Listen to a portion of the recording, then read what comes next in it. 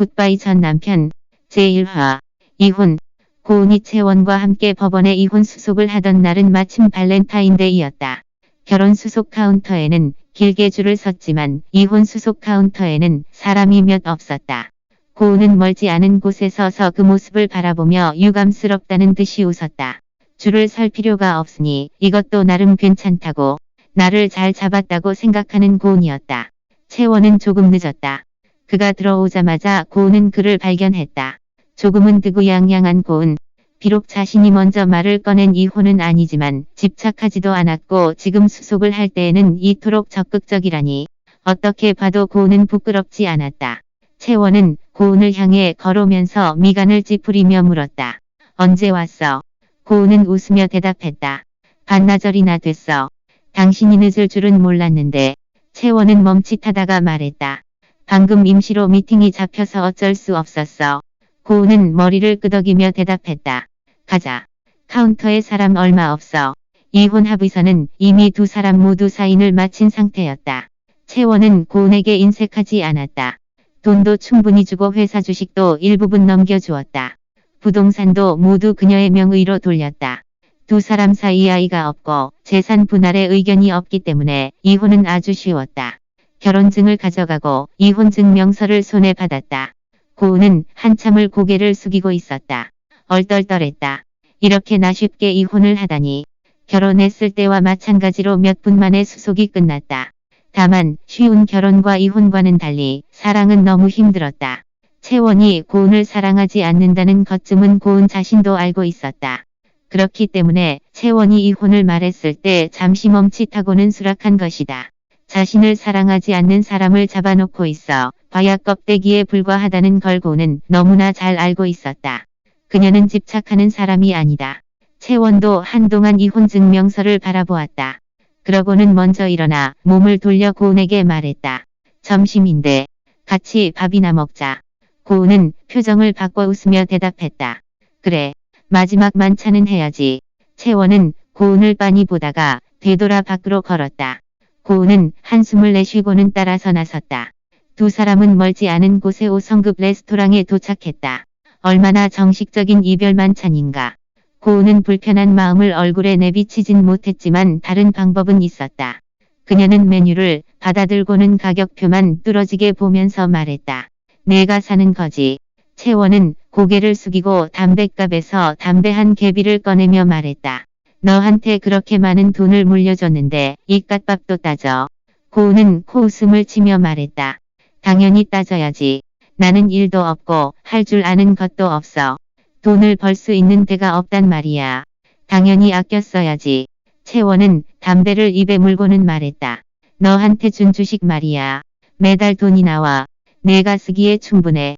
고은은 머리를 들어 채원을 보면서 대답했다. 이 밥 내가 사는지만 대답해. 채원은 입꼬리를 올리며 대답했다. 내가 살게. 말을 끝내고 눈썹을 퉁기며 물었다. 괜찮지? 담배를 물어본 것이었다. 고은의 시선은 채원이 입에 물고 있는 담배에 머물렀다. 채원은 한 번도 자신의 앞에서 담배를 피운 적이 없었다. 이 남자는 빨라도 너무 빨리 변했다. 방금 이혼했는데 이렇게 변하다니. 고은은 다시 시선을 메뉴에 돌리며 대답했다. 괜찮아. 말을 마치고는 종업원에게 주문을 내렸다. 여기. 가장 비싼 거 다 주세요. 종업원은 얼떨떨해하며 물었다. 이렇게 많이. 다요. 맞은편에 앉은 채원은 라이터를 켜다가 고은이 주문한 것을 보지도 않고는 말했다. 네. 전부 준비해 주세요. 종업원은 어색하게 웃으며 대답했다. 네, 알겠습니다. 잠시만 기다려 주세요. 채원은 담배에 불을 붙이고 깊게 한 모금 들이켜고는 천천히 연기를 내뿜었다. 고은을 한참 쳐다보고는 입을 열었다. 너 아직 나한테 안 물어봤어. 왜 이혼하는지. 제2화. 오래전부터 이혼을 생각했어. 고은은 잠시 멈칫하다가 입꼬리를 올리며 대답했다. 그다지 물어보고 싶지 않아. 아마 오래전부터 나와 이혼하고 싶었겠지. 난 알고 있었어. 때문에. 그녀는 오래전부터 마음의 준비를 하고 있었다. 혹은 결혼할 때 그녀는 이미 알고 있었는지도 모른다. 이혼하게 될 날이 멀지 않았다는 걸. 하지만 이 모든 게 그녀의 생각보다 빨리 왔다. 채 씨 어르신이 돌아가신 지 한 달 남짓이다. 100일도 되지 않았다. 채원은 참지 못한 것이다. 채원은 의외의 대답에 잠시 멍했지만 피식 웃었다. 그 어떤 변명도 하지 않았다. 그래서 고은은 자신의 말이 맞다고 생각했다. 채원은 담배를 몇 모금 빨고는 절반 남은 담배를 옆에 있는 재떨이에 버렸다. 그는 이 화제를 계속 이야기하고 싶지 않았다. 고은에게 물었다. 앞으로 어떻게 할 계획이야? 고은은 눈을 깜박이며 생각하다가 대답했다. 계획?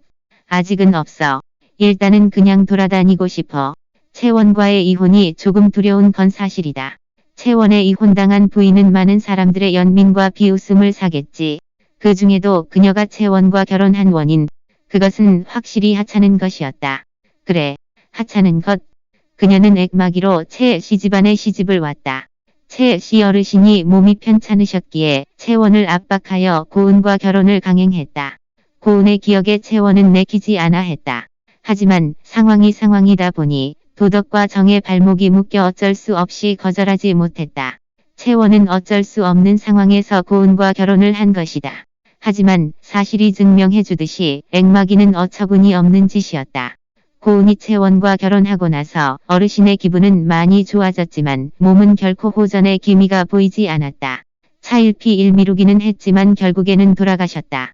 고은이 결혼하고 나서부터 이혼까지 1년도 채 되지 않는 시간이었다.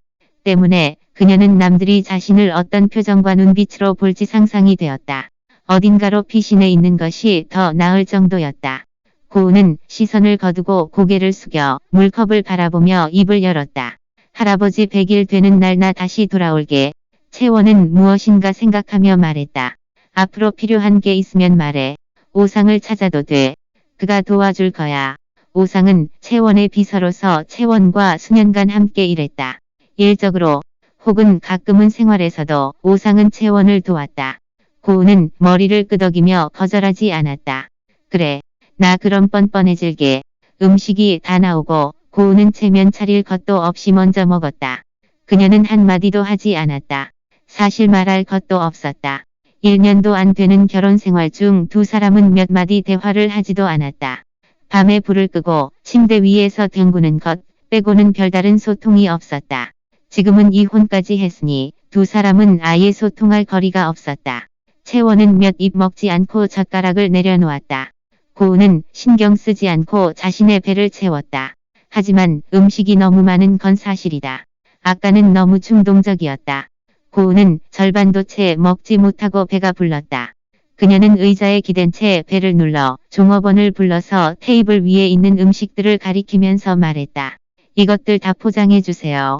5성급 호텔인 만큼 다들 체면을 차리는 사람들이다. 먹고 남은 음식을 포장해야 하는 사람은 거의 없다. 종업원은 또 한 번 얼떨떨했다. 채원이 옆에서 거들었다. 포장해 주세요. 종업원은 다시 한 번 어색하게 답했다. 네, 잠시만 기다려 주세요. 종업원이 포장을 준비하러 나갔을 때 채원은 고은을 뚫어지게 보았다. 고은은 불편했다. 왜? 내가 창피해. 채원은 풋 웃으며 대답 대신 물었다. 지금까지 못 물어본 게 있는데 너는 왜 나랑 결혼한 거야? 고은은 눈을 깜박이며 대답했다. 너 돈 많잖아. 채원이 뭐라고 말하기도 전에 고은이 말을 이었다. 하지만 나중에 알았는데 너보다 돈 많은 사람 많더라고. 채원은 눈썹을 튕기며 말했다. 그래서 흔쾌히 나랑 이혼한 거야. 고은은 웃을 뿐 아무런 대답을 하지 않았다. 종업원이 다가와 음식들을 포장했다. 고은은 포장된 음식들을 챙겨 채원과 함께 밖으로 나왔다. 채원은 일이 있다면서 고은에게 택시를 불러줬다. 고은은 차에 타고 창밖으로 채원에게 물었다. 너는?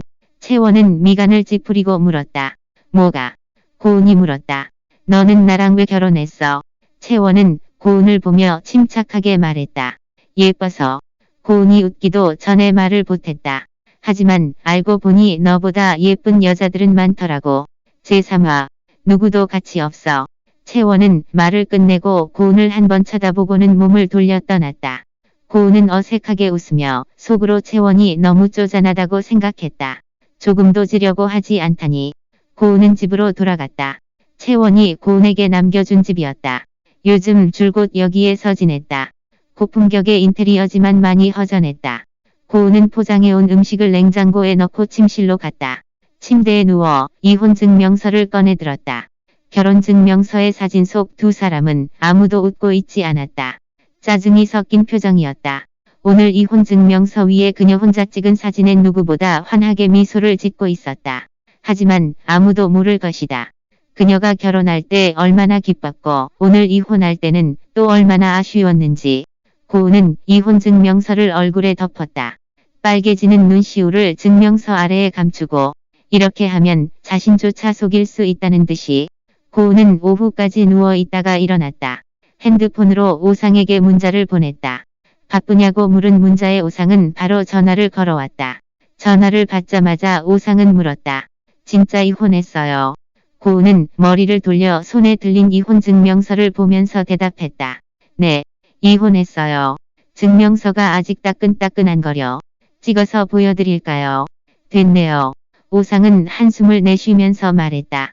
둘 사이에 별다른 문제도 없는데 왜 이혼한 거예요? 고은은 웃었다. 내가 하자고 한 게 아니에요. 당신 사장한테 물어보세요. 제가 그럴 담이 어디 있어요. 오상은 재빨리 대답했다. 채원은 평소에 잘 웃지도 않았다. 비록 둘이 알고 지낸 시간은 수년이지만 오상은 아직도 채원이 조금 무서웠다. 고은은 사모님으로서 채원과 동등한 지위지만 오상은 가끔 고은과 잡담하면서 장난도 치곤 했다. 그는 고은을 어려워하지도 않을 뿐더러 은근 먹이는 말도 하고는 했다. 고은은 한숨을 내쉬면서 말했다. 용건이 있어요. 당신 사장이 앞으로 무슨 일 있으면 당신을 찾으라고 했거든요. 이 문제는 오상의 전문이다. 그래요. 뭐든 괜찮으니 말해봐요. 고은은 답했다. 나가서 돌아보고 싶어요. 혹시 갈만한 곳 좀 찾아봐 줄래요? 티켓과 호텔도 예약해 주시고요. 빠르면 빠를수록 좋겠네요. 기간은 얼마든지 괜찮아요. 지금 나한테 시간과 돈이 넘치니까. 당신 사장이 나랑 이혼하기 위해 얼마나 많은 위자료를 줬는지 아마 모를거려. 오상은 잠시 멈췄다가 물었다. 어디든 괜찮은 건가요? 당연히 물 좋고 미남들이 많은 곳이면 좋겠죠. 설마 날 아무도 없는 야산에서 숙박하라고는 하지 않겠죠. 고은은 못마땅한 듯이 말했다. 오상은 웃으며 답했다. 알겠어요. 그럼 잘 찾아보고 예약해 둘게요. 고은은 그다지 유쾌하지 않았다. 용건을 끝내고 통화를 종료했다. 잠시 침대에 멍하니 있다가 일어났다. 점심을 너무 많이 먹은 탓인지 배가 고프지 않았다. 거실에 서서 남들은 이혼하고 나서 어떻게 마음속의 고민을 해결하는지 생각했다. 반나절이나 생각했지만 마땅히 생각나는 건 없었다. 그녀는 친인척들이 없었으며 지지해주는 이 하나 없었다. 고은은 조금 의기소침해서 핸드폰으로 지식인에 물었다. 들려오는 대답은 그야말로 가지각색이었다. 그 중에서 거나하게 취하는 것이 다른 어떤 황당한 것보다 현실성이 있었다. 비록 채원을 떠나 마음이 조금 괴로웠지만 타락할 정도는 아니었다. 아니, 그럴 가치가 없었다. 제4화, 취하다. 고은은 그날 밤 짙은 화장을 했다. 채 씨 집안에 있을 적 많은 사람들은 그녀의 보잘것없는 신분과 채원에게 시집을 왔다는 것을 이유로 말도 안 되는 소문을 만들어내고 그녀를 싫어했다. 때문에 그녀는 생활에 있어 몹시 조심스러웠다. 짙은 화장을 한 것만으로도 그녀는 자유를 다시 되찾은 기분이 들었다. 고은은 조금 섹시한 치마를 입고 거울 앞에서 자신을 보았다. 만족스러웠다. 택시를 잡고 시내에서 가장 큰 술집에 갔다. 술집은 너무 큰 나머지 건물 아래 위로 많은 구역이 나누어져 있었다. 공공구역에는 무대가 있었고 남녀가 모여 몸을 비비며 춤을 추고 있었다. 고은은 사방을 둘러보니 비즈니스 구역이 있었지만 거기는 가고 싶지 않았다. 비즈니스를 나누는 곳이기 때문에 따분하다고 생각됐다. 고은은 공공구역에서 빈자리를 찾았다. 종업원이 오고 고은은 맥주 2병과 과일 안주를 주문했다. 소파 등받이에 몸을 기대고 술잔을 만지며 무대 위에서 몸을 흔들며 춤을 추고 있는 사람들을 구경했다. 조명이 화려했기 때문에 얼굴은 보이지 않았다. 하지만 그들은 신나 보였다. 고은은 잠시 후 웃었다. 자신은 그들보다 돈도 많은데 웃지 않을 이유는 없었다. 생각을 마치고 고은은 종업원을 부르고 간식 안주를 더 시켰다. 채원이 그녀에게 물려준 많은 돈과 주식도 매달 돈이 나온다고 하니 남은 인생 아무것도 안 하고도 마음껏 놀고 먹을 수 있었다. 고은이 맥주 한 병을 마셨을 때 누군가 헌팅을 해왔다. 워낙에 예쁜 데다 혼자서 왔으니 자연스럽게 눈에 띄었다. 그 남자는 고은의 맞은편에 앉아서 물었다. 혼자 왔어요. 고은은 눈을 가늘게 뜨고 상대방을 보았다. 캐주얼한 복장의 얼굴도 나름 괜찮았다. 고은은 여기에 놀러온 사람은 개방적으로 놀기 좋아한다는 것을 알고 있었다. 그녀는 대답 대신 술잔을 들고 단번에 담긴 술을 비웠다. 고은을 보던 남자도 술잔을 비웠다. 고은은 웃으면서 술잔을 내려놓자 남자는 바로 술을 채웠다. 고은은 마음이 조금 편해졌다. 그녀 자신의 미모에는 그래도 자신이 있었다. 만약 한 명도 헌팅을 해오지 않는다면 그거야말로 절망할 일이다. 하지만 술을 마시다가 틈이 났을 때면 주의가 분산되었다. 채원은 지금 뭐 하고 있는지, 그렇게 바라고 바라던 이혼에 성공했으니 어딘가에서 분명 축하 파티를 하고 있을 거라고 생각했다. 이렇게 생각하니 고은은 마음이 더 불편해졌다. 종업원을 불러 술을 더 주문했다. 채원 또한 술집의 비즈니스 룸에 있었다. 오늘은 접대가 있었지만 정식적인 접대는 아니었다. 협력업체 중 하나가 해외에서 사업이 잘 된다고 하여 최 씨 가문도 해외 시장 진출을 계획하고 있었다. 만약 이 사람과 성공적으로 협력한다면 최 씨 가문이 해외로 진출하는 게 훨씬 수월해질 것이다. 또한 오늘은 상대방 업체가 주동적으로 약속을 잡았다. 채원은 거절할 수 없었다. 업체 담당자는 중년 남성으로서 술집에서 놀기를 좋아하는 것으로 보인다. 다만 도착해서부터 비즈니스에 관해서는 형식적으로 몇 마디 하고는 아가씨들을 불렀다. 채원은 이렇게 불미스러운 오락 문화를 썩 좋아하지 않았다. 채원은 왕 사장과 억지로 한두 잔 마셨다. 왕 사장은 허허 웃으며 말했다. 채 선생은 이곳이 익숙하지 않은가 봐요. 채원은 입꼬리를 올리며 대답했다. 몇 번밖에 와보지 못해서요. 왕 사장은 술잔을 흔들며 의미심장하게 말했다. 많이 마셔요. 그럼 괜찮아질 거예요. 채원은 웃으며 술잔을 들어 왕 사장과 잔을 부딪혔다. 이 술은 왕 사장이 가져온 것인데 맛이 조금 떫었지만 넘기는 데는 문제 없었다. 무슨 브랜드인지는 몰라도 맛이 그다지 좋지는 않았다. 채원은 두 잔을 마신 뒤 소파 등받이에 기대 몸을 조금 틀어 품에 안긴 아가씨를 밀어냈다. 포켓모블 앱 다운받고 굿바이 전 남편의 더 많은 챕터를 즐겨보세요.